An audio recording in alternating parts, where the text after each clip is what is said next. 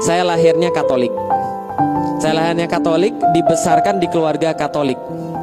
SD saya Saverius II, SMP Saverius Maria, SMA Saverius I, kuliah masuk ke IPB Bogor. Di IPB Bogor saya ketemu dengan seorang ustadz namanya Ustadz Fatih Karim. Dia memperkenalkan saya tentang Islam. Awalnya dulu ketika SMP saya tuh beragama Katolik tapi pusing.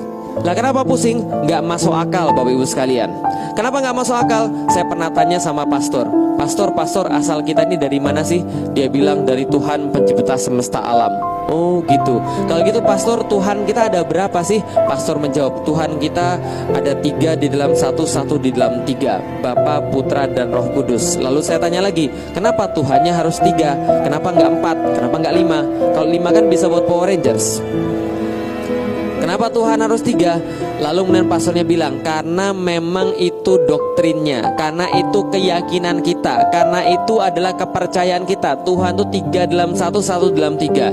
Lalu saya pusing, 3 dalam 1 dalam 3. Ini kayaknya susah. Lah kenapa? Kalau 3, ya 3 aja. Kalau 1, ya 1 aja. Lalu dia bilang, enggak, ini 3 artinya 3 ini 1 tapi ada 3. 3-3-nya tetap 1, 1-1-nya tidak dapat dipisah-pisahkan menjadi 3, tapi tetap 1, dan 1 tetap ada 3. Pusing atau bingung? Jadi Bapak Ibu ngerti kan apa yang saya rasakan ya? Maka ketika saya rasakan ada kebingungan, saya banyak tanya lagi. Misalnya saya tanya lagi, Pastor, kalau memang Yesus itu memang Tuhan, kenapa ketika dia di kayu salib dia berkata Eli Eli lama sabachthani, Tuhan Tuhan mengapa engkau meninggalkan aku? Loh berarti dia Tuhan tapi panggil Tuhan yang lain. Ini kayak jeruk makan jeruk. Lalu pastornya bilang, Lik, kamu jangan banyak mikir. Kalau kamu banyak mikir berarti kamu belum beriman. Karena beriman itu apa? Beriman adalah percaya tanpa banyak tanya, percaya tanpa banyak mikir. Jangan mikir, itulah iman. Oh gitu. Ya sudah, saya bilang saya keluar aja dari agama Katolik. Lah kenapa? Kalau Tuhan nggak boleh saya mikir, kenapa Tuhan kasih saya akal?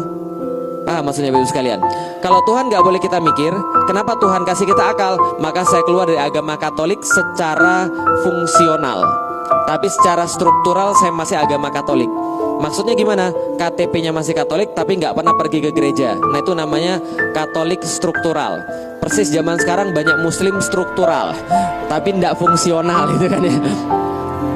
Keluar daripada agama Katolik, kemudian saya nyari yang mana yang benar. Apakah benar Tuhan itu ada? Apakah benar agama itu ada? Singkat cerita, ketika saya belajar biologi, saya belajar fisika, saya ketemu Tuhan itu pasti ada. Kenapa Tuhan pasti ada? Nggak mungkin nggak ada. Coba lihat